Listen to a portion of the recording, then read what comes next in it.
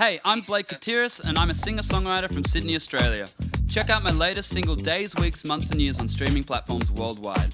You're listening to my good friends Braggy and Curly on the Unfiltered and Undiscovered podcast. Hey there, everyone, and welcome. It's episode 86 of the Unfiltered and Undiscovered podcast, and we've got a full board tonight. As always, please welcome my good friend and my co-host, Tave Bragg, down there in Adelaide, or Braggy, as we love to call him. And tonight, we've also got a very special guest co-host, and you may remember this gentleman. We've spoken to him before. He's known as Peter Ross, but we love him as Rossi. So how you going, Rossi, my two co-hosts tonight? Not too bad at all, fellas. Not too bad at all. It's lovely to be here. It is. Braggy, have you recovered? Rossi is our Glen A. Baker, I feel. Yeah. You know? Oi. There's a bit of a feel there, a bit of a look happening too, isn't there? Yeah. No Himalayan hats. No Himalayan hats. Curly, I've had a good week. Braggy. I've got a good mate here, Waxy, from Rail Motor, my good mate, and he's taken me to the V8s yesterday, which is the first time I've ever been to see him. I'm not much of a car guy, but I really enjoyed the day just hanging with him. So that was fun. Yeah. Talking sport things, and we're going to the cricket. They're no longer called V8s, mate. They're called supercars. Oh, they're actually a V6. Yeah, but that's all right. It shows your knowledge. For once, I've got more knowledge than you. So, have you got over last week? Oh, with Dave and Claire. Yeah. No, it was just so good. What is such a lovely guy, you know? And we had no reason to be nervous, did we? He's just none whatsoever. No, he's great. But, this week on the Facebook, I've started the celebration of Graney and Moore. So it's the week of Dave Graney and Claire Moore. So, wow. Excellent. Hey, very polished. Yeah, they are, and great people. Last week we featured a legend in Dave Graney and Claire Moore, and tonight's show features an artist, and he's been described by Karen Harding from Couch Magazine in this way: Blake Cateris is a rising artist that you absolutely don't want to slip through your fingers. Welcome to the show, Blake Cateris. How are you, mate? I'm great. Thanks for having me, guys. I've just noticed you guys all have cool nicknames ending in E. So you guys want to call me Blakey for this podcast? Yeah, let's do that. Okay, Blakey. It's not the first time either. No. So we last spoke with you back in March of this year on episode 56. Today's episode 86. So it's only 6 months in between gigs. So what's been happening? Man, I cannot even tell you what I was doing in March. That's so long ago. I've done a tour. I've done a whole bunch of shows. I've released a couple of singles, and I've got 3 more songs to go in this EP of sorts that I've been putting out, this body of work. I've been working a ton and just making hay while the sun shines, getting out there and playing gigs now that, you know, lockdown's over and we can do what we want again. Absolutely. So Rossi was saying before, he's known you for a couple of years. Yeah, more than a couple of years. I think. How old? I just turned 29, and I think about 12 years ago, maybe. Yeah. Yeah. Yeah, Well, you were doing. Must have been. Must have been around. It was around the time of the Killer Peel EP. Yeah. You would call me mental on it. What a song, hey. I still got a couple of those CDs lying around. I think I have too. And I was because I bumped into Blake the other night. We were saying "Star Crazy," which it's Blakey. Blakey. I bumped into Blakey. We were saying "Star Crazy," and "Star Crazy" featured 2 of the other members of Killer Peel. Yeah, I actually saw Killer Peel play one night, and Blakey stepped into sub for them as well when they were supporting Boys Club. Yeah, Star Crazy. Yeah. Killer Pill was my high school band that I started with Marcus and Odin from Star Crazy. And I met them when I was like 13 or something, and I was a bass player. I still am, but like I was a bass player, and Marcus wanted to start a band badly, and he introduced me. He got me. It it was all downhill after meeting Marcus. He got me into got me into Faster Pussycat, Guns N' Roses, all those kinds of bands. And yeah, we started writing our own music. And then 5 years later, we put out that little EP, 4 songs. Yeah. And we did that show at the Sando. That's right. Rest in Peace is now a mini golf course. Two things. I remember talking to you that night at the Sando, and I said to Blake, mate, Blakey, maybe you need to have a plan B. And he was convinced you didn't need one. And I'm here to say, you know what, Blake? I apologise. You were right. You didn't need one. Oh, thanks, Rusty. But I was just trying to do the right thing. Warn them. 100%. Warn them. It's a tough world. I think the whole So reason... still no plan B? Still no plan B, Blakey? No, I'm doing my plan A. I'm making money from music. This is my passion, fuels my passion. I think one of the reasons that my parents haven't been on my back about it ever, really, is my mum's a music teacher, so she's quite proud. But also I found a way to make money out of it, so they're not, as from the parental side, they're not as worried about it. Which is cool, because you always get that's that typical, you should be studying and getting. I actually watched Dead Poets Society last night. Have you guys seen that?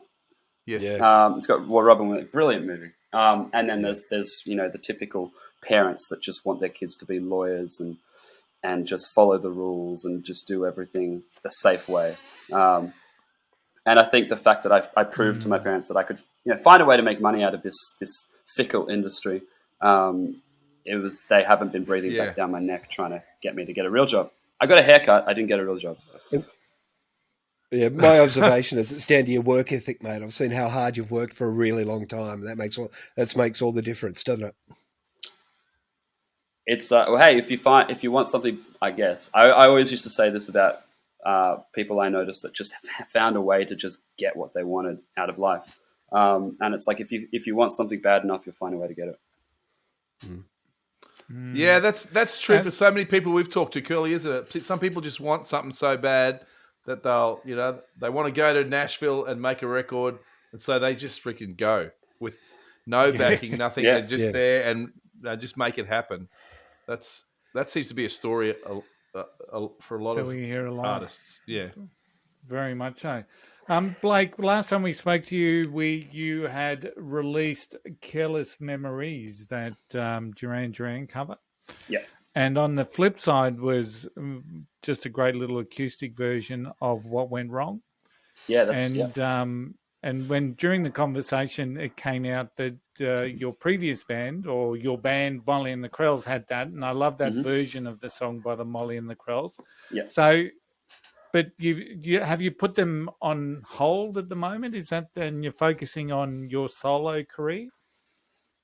Pretty much. That's the best way to put it. Any other way I describe it would just be the long way around. But we're all still mates out of it. We just kind of agreed coming out of lockdown that we all had different priorities, and we're all still mates, and which is the best way to finish something like that. And it didn't really, I don't know, I didn't feel like a need to make it a public thing. It just was, okay, this, how bands kind of make a status about it, or they make an announcement saying we're calling it a day. It's like, we didn't need it. It is what it is. Yeah. We're all still mates. We're going to had a really wholesome farewell for one of the guitarists because he'd moved to London for work. Okay. And he's living over there now. And then the night after actually was the other guitarist's engagement party. And yeah, it's just good that we could all be there. And, there was usually when bands break up, you assume it's because someone doesn't like something, or just the foundations have fallen through. But it just wasn't anything like that. We're all still good friends, and we just kind of agreed that we all had different priorities. Sometimes musical influences or other ideas or relationships just change tack, don't they? You would have seen that a bit, Rossi. Yeah. Well, just with Blakey, I'd noticed that like when he started jumping from, because he's, as a bass player, is prodigious. I know he's got that Billy Sheehan vibe. Yeah, we've all got that love of David Lee Roth, right? That eat 'em and smile era of David Lee Roth. So when Blake started doing acoustic stuff, he started going to small bars and just playing acoustic stuff by himself. I thought, wow, that's brave, but like it's worked for him so well. And that pivot for musicians, and Mick Madu's pivoting at the moment. He's doing the mesmerizers. He's doing the work with Ursula. I dig and putting out the Boxcar remix. That's right, the Boxcar remix, which was extraordinary. When we were listening to that, we're going, wow, like Mick came down. We just did some shows in Sydney a couple of weeks ago. He's down here, and we were hanging out and doing some shows. We had some good time. But that's it. Pivoting, if you don't evolve, you don't change. It's not a good thing. You really need to progress, change, evolve, move on. Otherwise, absolutely. Otherwise, you'll end up being the Angels, who we don't mind, and they're actually evolving and moving on at the moment too. I'm just telling you. So a friend of, just to be clear, a mate of mine is doing Symphony of Angels with them, and I have to go and he's coming to stay with me in a couple of weeks, and I'm not bagging him. Well, was it I love that you said I have to go see it. Yeah, I do actually. Well, they did the Gene Rats did one of the cover versions on Triple J, like a version. They did Am I Ever Going to See Your Face Again? And they had the two Brewster boys there playing with sick. them. So, so Blake, they're cool guys. Yeah. So Blake, when you when you go live, sorry to butt in. It's hard with four. You just play acoustic. That's it, or you? Yeah, it's pretty bare bones. I never really. I've seen plenty of players come in with the whole looping idea. For me is quite sacrilegious. It's not really my thing at all. It doesn't really lend anything to my. Yeah, I agree. Where I sit hard in the anyway. music food web. Yeah, it's also hard. So I'm not going to take away from the fact that it is a very it's a skill in itself and it's an art in itself. It's just not me. No. So I'd rather just keep it fresh like that, just fresh, like one voice, one guitar, not even having like a stomp box like a lot of like the beachy surf kind of songwriters and stuff. Yeah. Like that's not really where my influences and the people that I'm inspired from come from. So it doesn't come naturally to me, and it doesn't really make sense to try and force it into songs and that kind of stuff. So for me, like lyrics are always the most important thing, and I've found quite a few songwriters over the years that have really just hit me lyrically, in very sensitive places, as opposed to like the music that I grew up with, either that I got from my dad or that I got from Marcus and Odin and stuff like that. Like I found these songwriters where the lyrics would just. They just make me. It's like finding music that I've never found music that has made me feel like that before. Yeah. And that was a very, very pivotal moment for me in realizing that maybe I want to do, finding a way to how do I say this? So being a doctor and being a lawyer, to quote Dead Poets Society last night, these are very noble pursuits. They need to be done by people, but they're not going to be done by me. And how can I contribute to society? And I'm a musician. I'm going to make music. And the way I try to live my life is hopefully maybe I can have the same impact on someone or some people the same way that my favorite songwriters have had an impact on me. Yeah, that's a good attitude to have. And I think you've got the voice to carry it, but it's a very personal thing. Just the guy with his acoustic guitar. And people then will really listen to lyrics as well. They won't be, they'll be focused on that. There's not as much noise competing for the, yeah. Mm-hmm. Conversely, it's brave and there's nowhere to hide.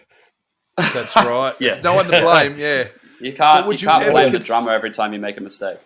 No. Yeah. Would you ever consider... Look over your shoulder, it's not very convincing. Would you ever consider being out the front of a band, though? I actually did it a few weeks ago. A friend of mine does these punk shows at Crowbar, and it was a Halloween one, and it was all themed. So it was like the gig that I did was Good Charlotte and Yellow Card, these like pop punk bands from the 2000s. Yep. And that was during my latest tour that I did. On top of the tour, I had to memorize these songs, and I was like, look, man, I don't think I can do this. And half of me was also like a bit nervous about not being able to hide behind a guitar on stage. Yeah.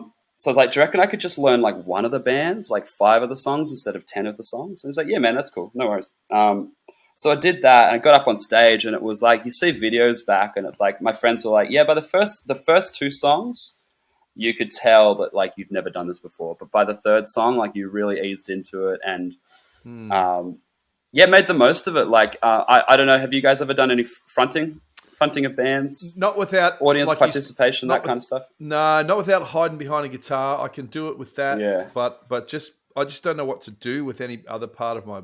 Yeah. You know? Yeah. And like, see, if you see photos or you see videos of me, you can tell that I'm really weird about the whole thing just because I've never done it before. But there was something so powerful about the moment when, you know, the work's done for me. These songs are written and these songs have been around for 20 years and they've been like very, very famous songs. But just being able to like request something of the audience, like some sort of participation, and then get them to join in, like it's like it was a really powerful feeling to be able to do that. And now I can see why a lot of people do like to front bands and have that ability to connect. That in would that be way an with an addiction, audience. wouldn't it? When you get to be like Freddie Mercury, like you got a full Wembley, and you whatever you say, they say it back to you. I just can't imagine. Yeah, what exactly, that kind of stuff. Yeah. Did you do the Good Charlotte part or the Yellow Cards part? I did the Good Charlotte part. I've seen Good Charlotte before. It was more in my friendship circles than Yellow Card was growing up, so I had a bit more exposure to the music. Yellow Card, on the other hand, I just missed that boat. So it's, as you probably know, it's a lot easier learning songs that you've already heard before as opposed to songs you've never heard before. The Madden Brothers. The songwriters. Yes, yeah. They're catchy. They're catchy. Yeah, they are. That was a lot of fun, and then having to memorize the songs and not stuff up the words and they're very high. They're oddly high register for male singers, for male vocals, which is a good challenge. Absolutely. So Blake, last time we spoke to you, Duran, you've put out 2 songs or 2 mini songs with a backing thing on the streaming platforms. The first one was "It'll Never Happen to Me." Give us a little bit of a background around what that song's all about, or how it came into existence. Yeah, so I wrote that in an afternoon, and I remember reading.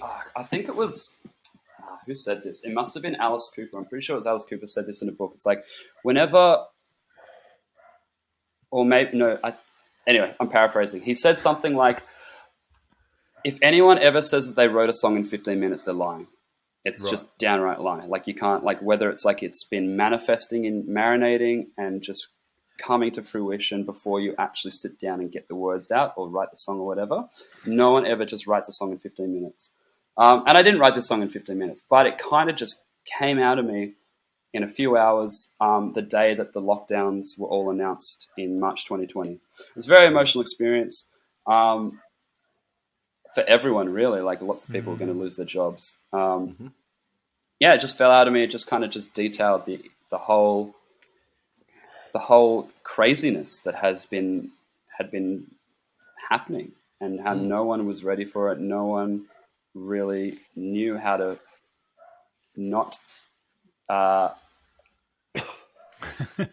It's one of those days for me. It's the first worldwide thing that's for all of us here, our generations. You know, World War II was the last time something big happened to the whole world, where we all had to, you know. So we none of us have experienced that. Yeah, no one really. There's a line in it. People were just like living, performing with grace under, disgrace under pressure, really. Yeah. And it was just no one, it's just, you know, people were just stealing from the elderly, ripping essential supermarket grocery items out of old ladies' hands. And it's just, it was absolutely abhorrent. And that was, so the whole song just fell out of me within a few hours, and I recorded a cute little thing and put it on Bandcamp. And then eventually I took it to the producer, and he was like, yes, this is one of the good songs in this batch. So let's record this properly. Good. All right. So let's check out a little bit of the film clip.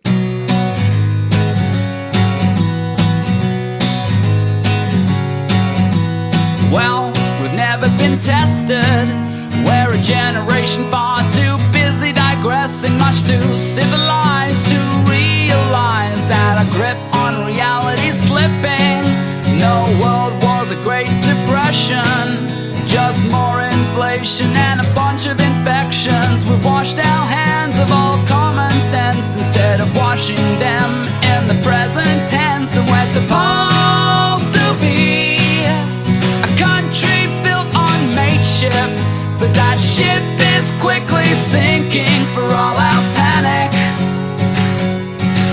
And it's meant to be the 21st century and not 1918. We all said it'll never happen to me.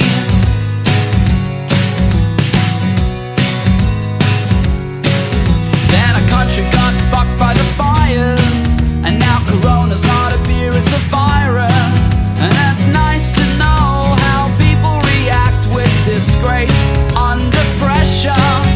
And we're ripping toilet paper from the hands of our elders, so complacent in our placement, soon to be scared shitless in basements. And we're supposed to be a country built on mateship, but that ship is quickly sinking for all our panic.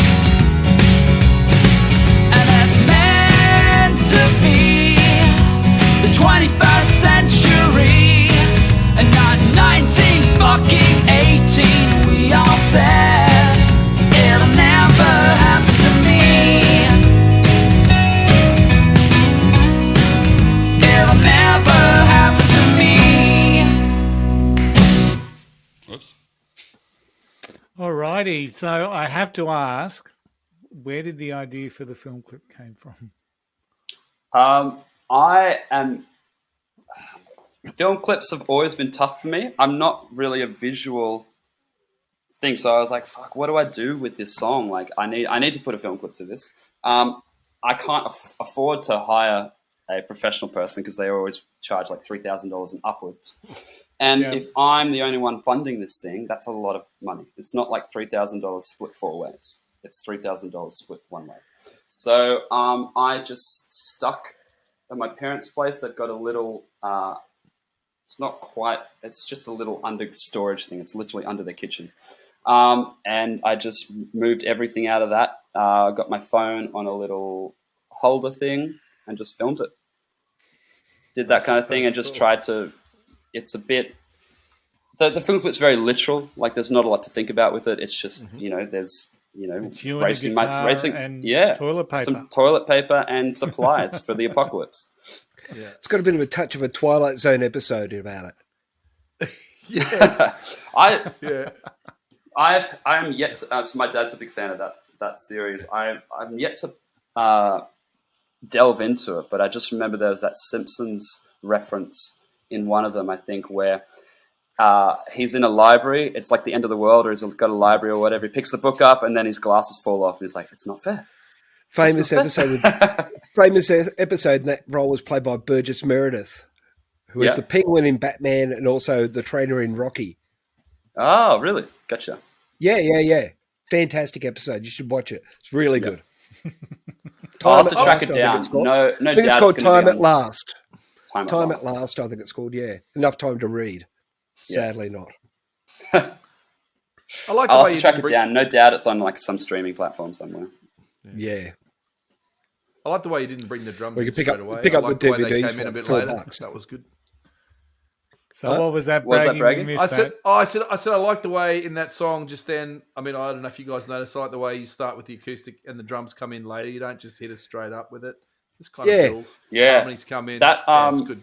I always like giving credit where credit's due. Or the arrangement, I basically came to the producer, Antics, with just the one voice, one guitar. And that was the intention to record it like that. And then he just turned around to me before we started like plugging mics in and stuff. And he's like, look, you've paid for the studio. I have everything here. It would be a shame not to use it. So we just built around that, like in the moment. It was mostly him, but we basically built it around that right before we started recording. And it's a serious subject, but it's a jaunty song. You know, it's a kind of got Yeah, happy chords and it's catchy. Yeah, it's Yeah. Thank you very much. that's all But right. it's a bit of that homemade feel that was happening at the start of COVID as well, you know. Yeah, Everyone was like, because like it got the sense of isolation and all that sort of stuff, and you're in lockdown. It sort of conveyed that message quite well, I thought. And, Thank you. And you found a way to put the F-bomb in there, which is always good marks from me. Yeah, someone once explained to me the difference between like pop music and rock music is pop says I love you and rock says I fucking love you. And so you just throw it in and it just gives that passion. Yeah. Now I've noticed, I'm going to ask about your songwriting a little bit later on because I'm seeing a real maturity with that. But with your recent release of Days, Weeks, Months and Years, I've seen a real strong marketing push. Has that been something that's been very intentional on your part, or is it something that people have got around you and started to work with you to get you more in the forefront? I worked with, this is the first time in any of my solo songs I worked with someone in the PR world that helped me out with that. And we just sat down and talked about what my goals were, what I wanted to achieve from this. And then she set out and did it and just hit the road and just contacted all those media places that you saw all of us sharing and stuff like that. It was crazy because it was like every week there was like 7 new outlets that have like done something, whether it's like the press release or they've written a review or asked to do an interview with me. It was very full on. It was great. I really liked having that that chance to get it all off my chest and explain it to people. I was really I was really conscious of that, and I noticed that the touring schedule you had was pretty rigorous as well.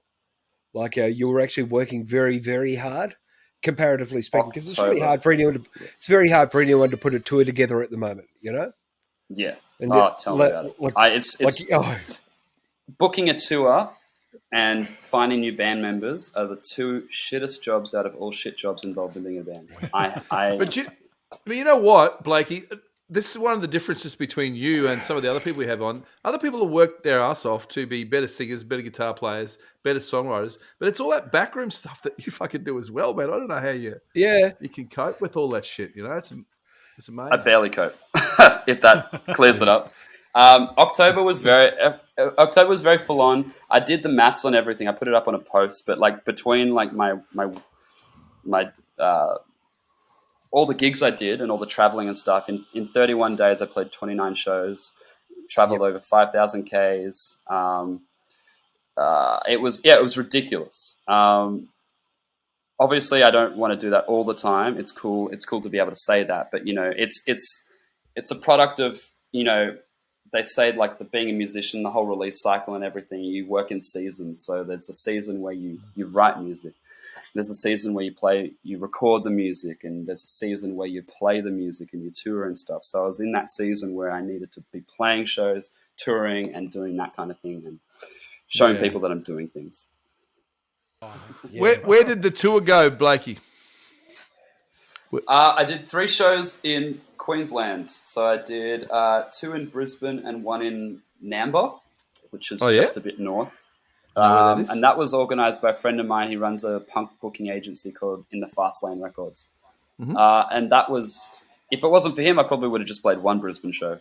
But he went out of his way to help me out and do that. It was very, very apt for that kind of community. And he's an absolute legend. I got to meet him in the first show. And so I did Nosferatu Distillery in Brisbane, just outside of the Valley, in Bowen Hills, which is a new place. It's like a brewery, but it sells gin instead of beer. Yep. So while I was playing, or like as I got there, like I just tried to start at the top and just make my way down all the different kinds of gin. I didn't get to the end, but you got to try. And then the next night was in Nambour, playing at a brewery up there. They were all breweries. And then the last one was Yard Dogs, which is in the Valley, but it's a very you know Yard Dogs? Yeah, it's it's out of the people that do Brewdog. So they've created the new space in the valley here. So Yeah, cool. So it's pretty cool. Though I haven't been there yet, so it's a good place.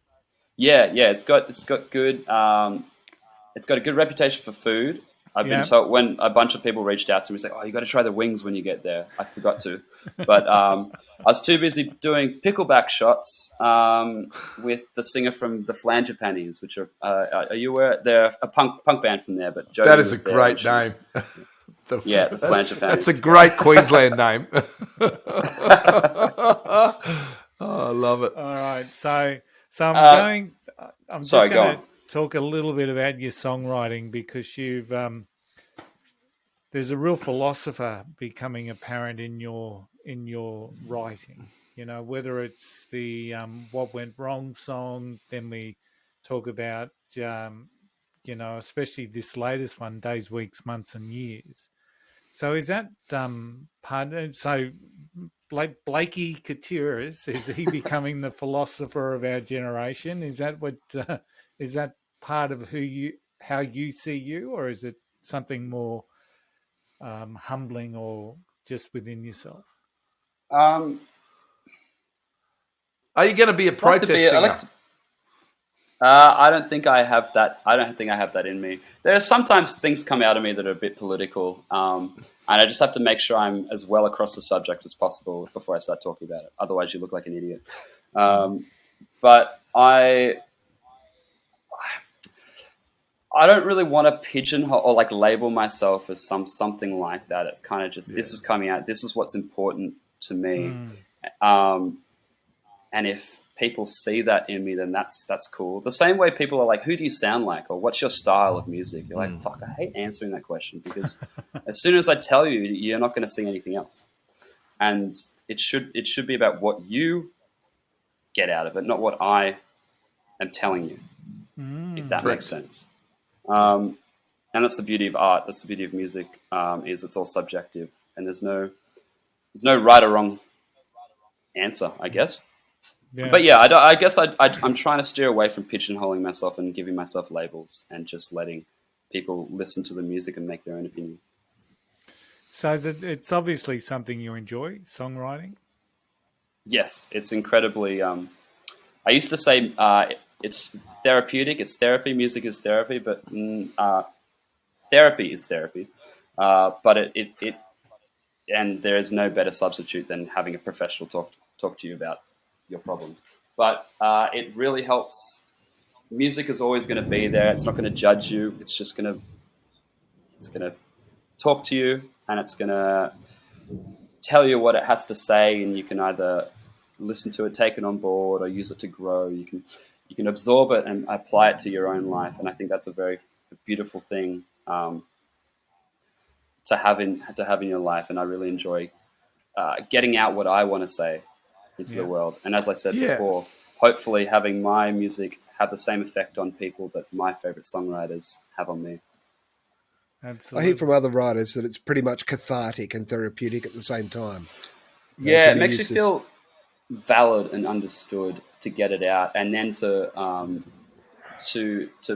perform it for people and have them give you their feedback, whether it be applause or singing the words. That's a surreal thing.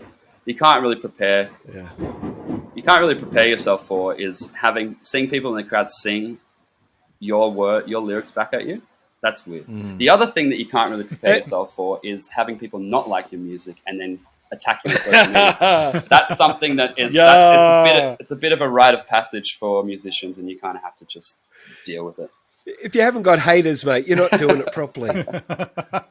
You know what?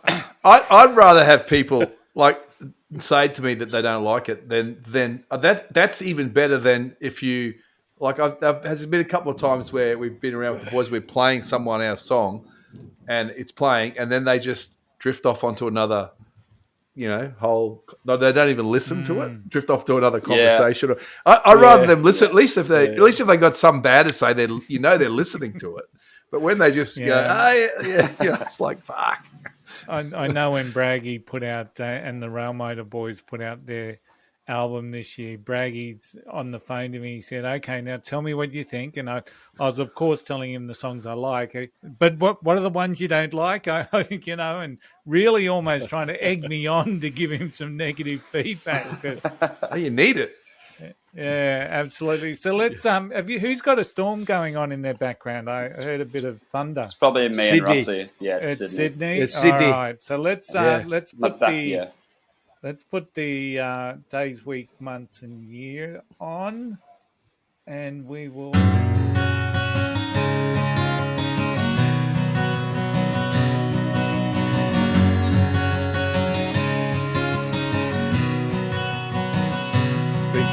I'm sick of working myself to the bone, spending my weekend all alone, keeping myself occupied for fear of missing out on life. I'm gonna break free from this irony. I promise you're gonna see more of me. Can we talk about all of our hopes and dreams over strong coffee or a neat whiskey? Cause the best nights are ones that no one plans, and the best friends are ones that understand that I've been losing track of days, weeks, months and years, fixated on my precious blood, sweat and tears. I've been asking tough questions of myself lately, trying to talk less and listen more precisely.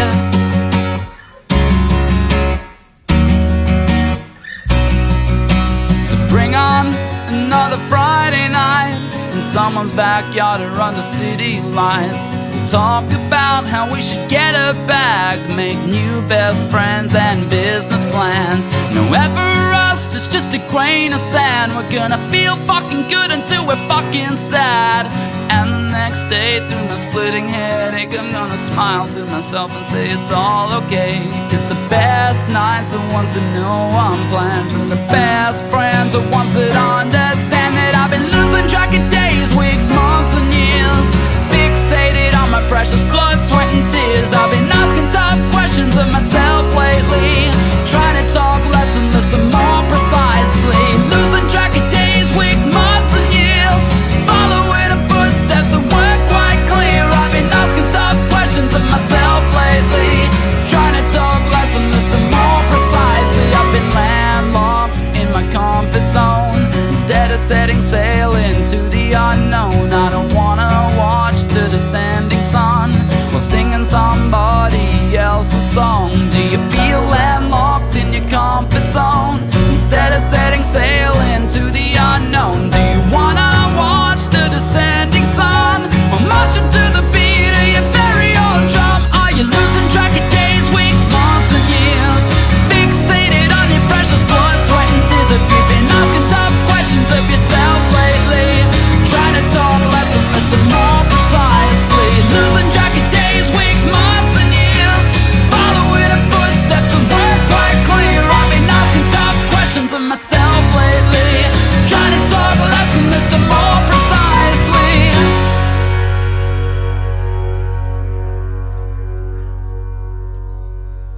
You're listening to Braggy and Curly on the Unfiltered and Undiscovered podcast. Yeah, that's a good song. I like that one. It's great. Thanks, guys. Yeah. I'm really happy. So, my mate, what was I saying? I just got spooked by the lightning. My mate, who was in Molly, that's moved to London for work, was the one that shot that video, because that's his job. He's an extremely talented director and videographer. So he moved to London to work over there because his company were expanding over there. So and that was his like, I love you, man. Thanks for all the good memories. Let me shoot a music video for you. So he did that. That's so cool. Yeah. That's I recognised a couple of heads in the clip. Yeah. Yeah, it was a wholesome little thing. So the premise of that song is basically I'm a bit of a workaholic, and especially coming out of lockdown with there was a bit of I found this interesting term called financial scarring, where I was just so sick of being broke, really.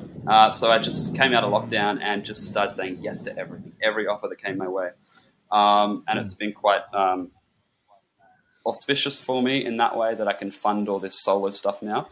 But it's so that the premise of that song was me working too much, and it'd be Friday night, and I'd be in Penrith on the other side of Sydney, playing a gig in a restaurant, and then in a break, opening up Instagram and looking on my story and seeing all my friends at a party or a gig that I really wanted to go to, but I'd locked in this gig 3 months ago, and so I had to commit to it.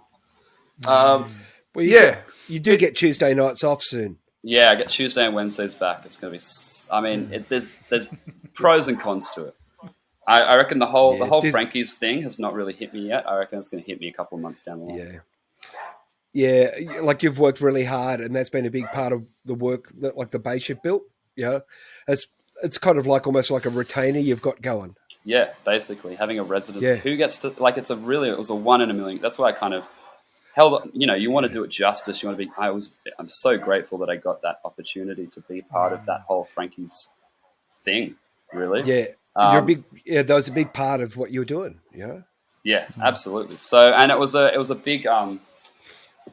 Really helped me grow into myself as a musician, and the whole learning music. And there's probably a lot of work that I wouldn't have got if I wasn't playing in that band and exposed myself to that people coming through and shit like that, and B just the constant pressure of having to learn music so quickly, and there'd be times where the band we're playing with, like the drum and the guitarist, have been doing session music. They're a lot older than me. So they've been doing that kind of thing for at least 10 years longer than I have.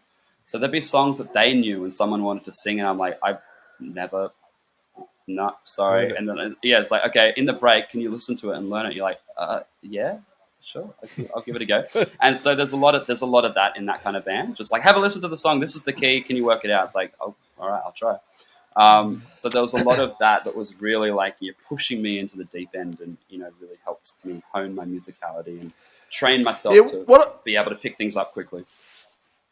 What I find part of that fake it till you make it. Yeah. And I mean, I learned the song. There's no way I would have been there's a moment where you have to decide. Like sometimes you'd be like, guys, this is too difficult for me to learn in 15 minutes. Give me a break. And you have to make that call. But there, more often than not, it's you're learning simple songs that have been played on radio for decades, so they're not going to be too complex. So you can really wrap your head around them kind of quickly. But yeah, there was never any moment where I was like, yeah, I'll do it, I'll be fine, and then it was just like a dog's breakfast. So Braggy.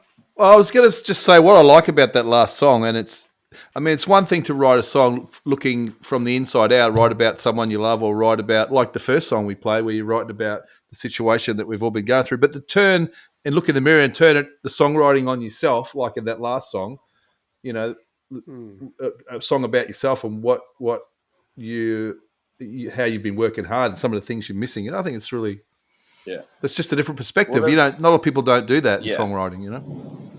I enjoy that kind of what do you call it? I guess confessional kind of songwriting. That's what I'm saying. It's an issue or something. Not a lot of people can look in the mirror at themselves and go, oh, you know what, I need to do this. A lot of people can't do that, and it's an asset to be able to do that. It's very important. I think. The irony is, the harder you work yourself, the less time you actually have for self-reflection, which is a very, very important part of things. And I've come to realize as well, I think another gut reaction to me saying yes to everything and always being busy, and I see it a lot in my mum as well, is I don't like just being in my own thoughts, and it's just having that uncertainty and forcing myself to be in those positions and thinking about my life and making, instead of just working hard, working smart. There's a difference between being busy and being productive. Yeah, very much so. So with that storm coming down with you guys, I might try and wrap this up because we're starting to get some patchy internet coming through. So Blake, what's next for you? What's happening? What's the next couple of projects? Give us a scoop. The scoop. December is so damn busy. We're with Frankie's, and then it is the season. There's work parties and there's Christmas events and things like that. So I'm being hired for a lot of stuff like that, which is great. I was actually talking to a friend of mine. We're organising a weekend. We're going to Adelaide, Sydney, Brisbane and Melbourne in February next year. And then I've also been I don't know how much I should say because it's not 100% yet. We've all been in a position where you get excited to say something. You get excited to say something. Yeah, this is happening, and that falls through because you haven't actually confirmed it. But I am looking at going overseas and playing some shows. All right. In going overseas and doing that. It's early days. I've just started reaching out to. Last month, started reaching out to other artists and venues to try and hook that up. But that'll be in April next year. Look, I've talked to a couple of friends of mine who've been performing. As you know, I know a few old blokes, Blakey. I know a few old blokes. And one of them, I was talking to them one of them pretty extensively the other night, and he just said his advice for all young performers is to get overseas as soon as they can. Yeah. Don't let this break your hair. Get over there, and they treat you better. Yeah, you'd kill it. You would kill it. Europe would be great for you. Europe would be really good for you. I've been. So there's that thing in April, and then on top of that, I've got a lot of friends. I've got more friends now in London as of recently. I've got a lot of friends in London, and I've got a handful of friends in Cologne and Berlin in Germany as well. Yep. And it's like now I'm in a position where I can actually afford to have a holiday, and the past few years as well. Like I'm probably going to do that next year, so there's going to be a bit of traveling going on. Cool. Holiday with a guitar, mate. Yeah. All he needs is a guitar. Yeah. Yeah, exactly. That's the beauty. You need some money. It's more versatile than a piano. There's no way. Maybe not. What about a piano accordion? I can just see you with the piano accordion, Blake. See a couple of those. You know the difference between a piano accordion. You know the difference between a trampoline and a piano accordion. No, Braggy. No. What is it? Normally, you take your shoes off when you jump on a trampoline. Mate, I used to work at a music store run by Italians. I can't say that joke there. You get fired so quickly. Did you hear about the guy who left? It's all right. Yeah, so Blake, where do you want anyone listening to this who wants to check you out, check your socials out, check your music out? Where's the best place for them to go? You can find me on Instagram. I'm mainly more active on Instagram now. And as well, I have a website where I put all my shows up. I'm playing an afternoon cruise with Gyroscope and Body Jar in mid-March as well, which is organised by Chop Dog Entertainment. They're absolute legends. And most of my information is on my website, or you can track me down on Facebook and Instagram. And maybe in 2023, I'll wrap my head around TikTok. I don't know yet. Depends how much time I have. I'll have more free time now that Frankie's is closed. But you know. I saw an interesting. I've been digging my heels into that, and my young fella's girlfriend's just come over from England, and she shot a video. She shot a video shoot of him, or a photo shoot of him on the weekend, and in 2 days it had 60,000 views on TikTok. Yeah, that's the power of TikTok. It's ridiculous. Yeah. It's where that's where the young folk are now, I'm afraid. Mm-hmm. The young folks have grown out of Instagram. They've gone to TikTok, mate. Yeah, basically. It's like the first time I looked at TikTok going through, they even have ads on there, like I guess it's like duty of care or something. They have ads on there saying, hey, you've been on this for a couple of hours now. Don't you think you should take a break? That's so cool. It's like Instagram, but it's just way more just the dopamine fix that you get from it is just so much more intense. It's very addictive, isn't it? So, it is very addictive. Yeah. So we look forward to that powerful day. Blake, Blakey, guys, thanks so much for having me, guys. Always a pleasure having you on the podcast. If anyone loves what you heard tonight, check Blake out. Preferably at his website, go there and all his stuff is there. But you heard it here first. He'll be on TikTok in early 2023. Now I have to do it. Just giving him a bigger workload, Curly. Well done. Yeah, sorry.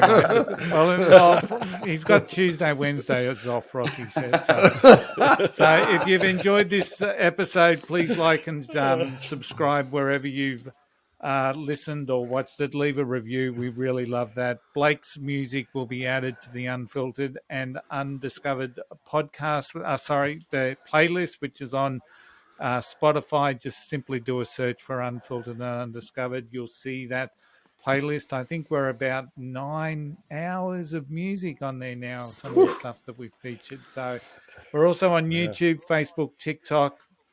And of course, we have a website too. It's called Unfiltered and Undiscovered.com. Now, in the words of that amazing band called Modern English, I'm going to sign off with I'll Stop the World and Melt With You. Thanks, everyone. Thanks for tuning in. See you, Rossi. Great to have you here. See you, guys. See you, Braggy. See you, Blakey. See you later, guys. Thanks for having me. Every now and then, the hand you hold is the hand that holds you down, down, down. You're going down. Every now and then, it leaves you wondering why you went back for another round, round, round. You're going round. Everyone's got someone from their past trying to ruin their future, but you don't need no one. You're all alone, thinking we're out to get ya. And what went wrong? It's been so long since you had anyone. You get pretty shitty 'cause you used to be pretty, but now you're just pretty fucked up.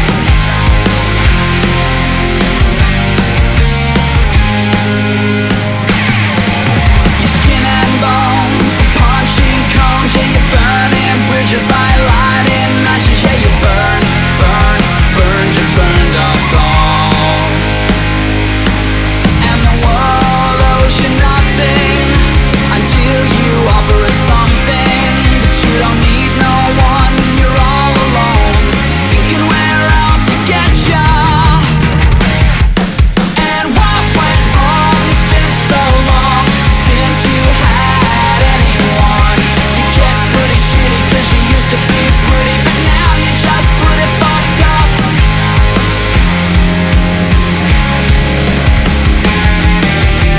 And you told yourself that you'd never look back. Well, look what happened to that. Your mom's got problems too, she's always blaming you. And the bottle is too, she's always blaming you. 'Cause Jimmy's moved on, he's fallen in love, and you still can't hold down a job.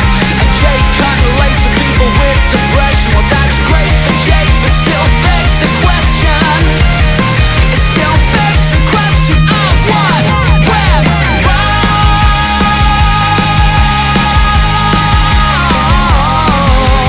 How did all of this go wrong? Did all of this go wrong? Did all of this go wrong?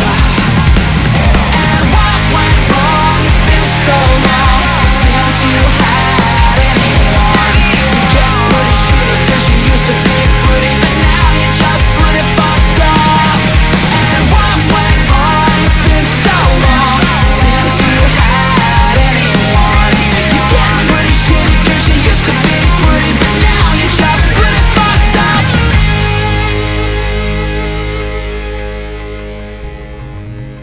Hey y'all, I'm Allison Asarch from Nashville, Tennessee. Hey, I'm Sean Fraser from the Ritzy Kids. Hunters, this is Johnny from Rail Motor. Hey, it's Shane from Blind Season. Hey, it's Rob Stanier, and you can check out my music on all the streaming platforms. Check out my latest music on all the streaming sites. Check out my debut album on all streaming platforms. Check out our new debut album. Check us out on Spotify and Apple Music. And you're listening to our friends, Braggy and Curly. My favorite bands from Australia. My two favourite podcasters, Braggy and Curly. Braggy and Curly On the Unfiltered and Undiscovered podcast.